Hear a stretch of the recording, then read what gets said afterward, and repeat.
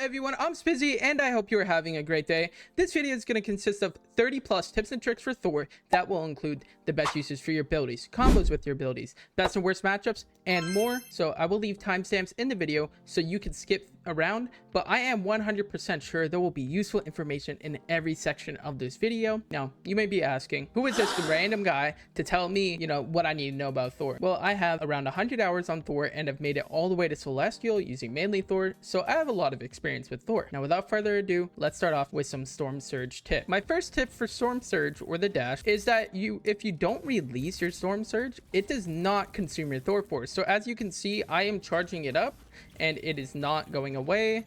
If I release it, then it consumes the Thor force.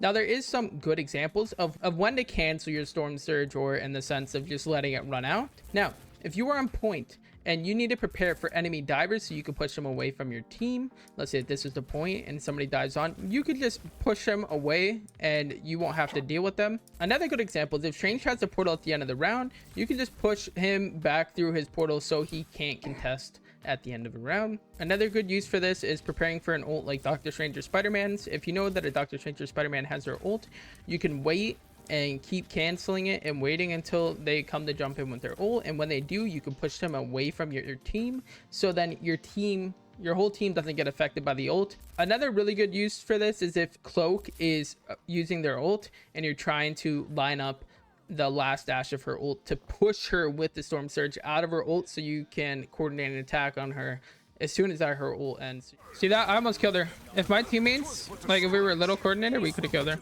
Now, if you are trying to stall point, using Storm Surge straight into the sky is a really good tool, especially if while you're using it to come back down, you do a whole bunch of left and right movements. It'll be really hard for the enemy to hit you. And if you do the quick one, you won't really come off of the point. If you go too high, sometimes the point won't recognize that you're there. But if you do little short ones, you will be contesting the point the whole time. Now, my fourth tip for the dash is to make sure to capture enemy tanks like Groot or Mag when he doesn't have his bubble and bring them back to your team so you guys can finish them off quickly. With that, Storm Surge is a great way to get around Groot walls as well. So if you're facing a Groot and the Groot walls are annoying you, swap to Thor, you can just hop over them. So now we're going to go into our bubble ability, which is our AoE circle around us that slows and damages enemies. This is very good against divers, especially characters like BP who will go through it multiple times. They will take damage as they leave it and get slowed every single time they go through it. My next tip for bubble is that bubble is the fastest way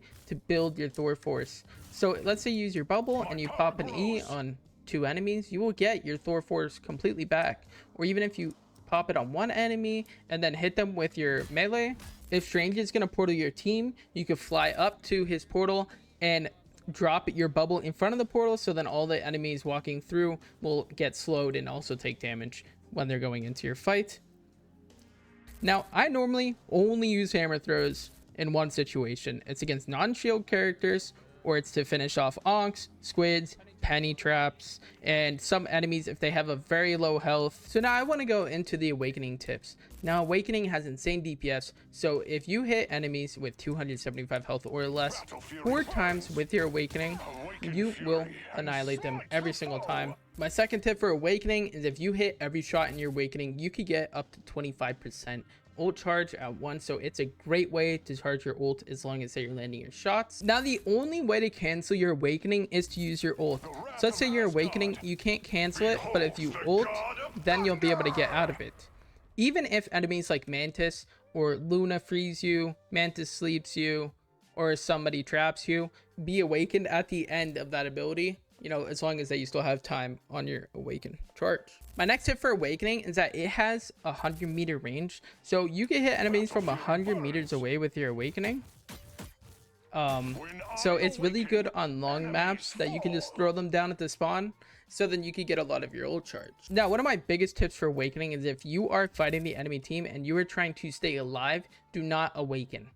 Do not awaken if you are trying to stay alive, because you will be stuck in that animation for 6 seconds, whereas if you just throw your hammer or fly around, it'll be harder for you to hit, plus you'll get more health. My favorite time to use Awakening against tanks is against tanks like Penny, Venom, Groot, who don't have shields, so you can just pound them with the Awakening and just get a lot of ult charge from them. So now that we talked about the abilities, I want to talk about some of the combos with the abilities. So you can animation cancel with some of Thor's abilities, and if you did not know what animation cancel is, it's pretty much where you're doing an animation and you cancel it with another skill.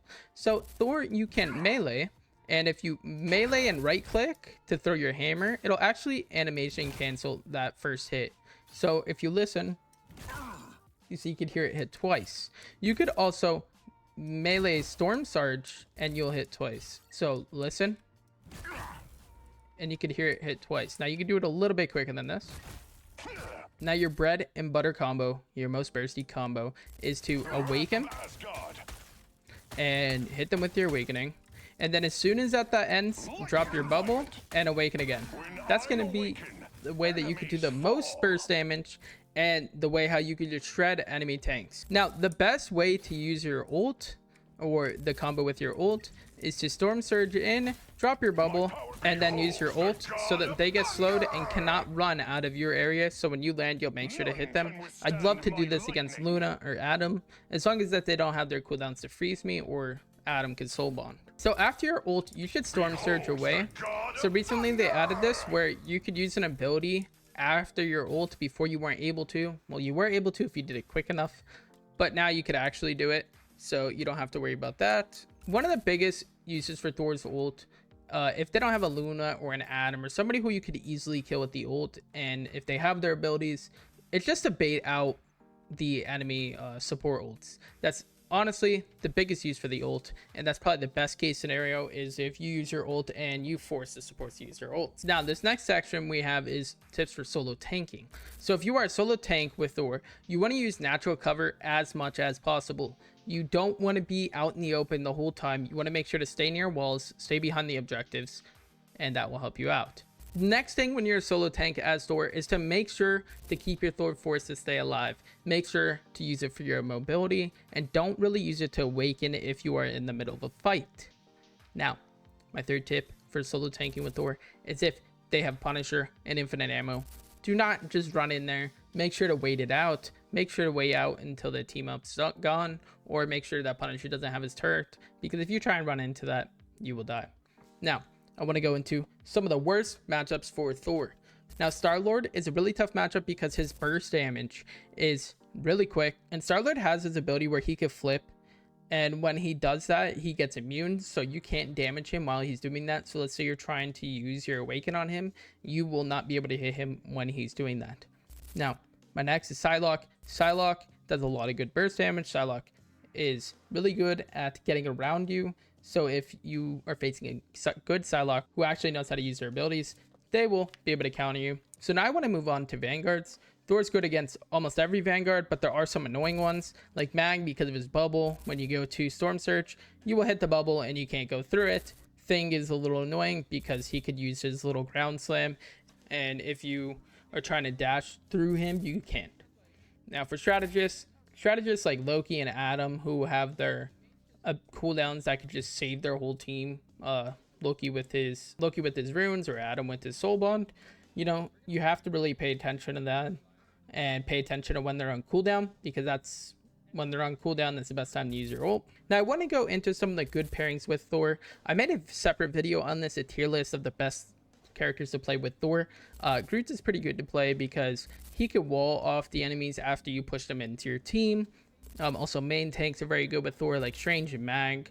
Mag can bubble you when you dive in. Strange and Mag can both protect your team while you are pushing off to the side. For duelists, any dive characters are pretty good to pair with Thor to help them finish off targets. And for strategists, Invisible Woman is really good because she can shield you when you're diving in, and she could also pull in enemies after you push them in.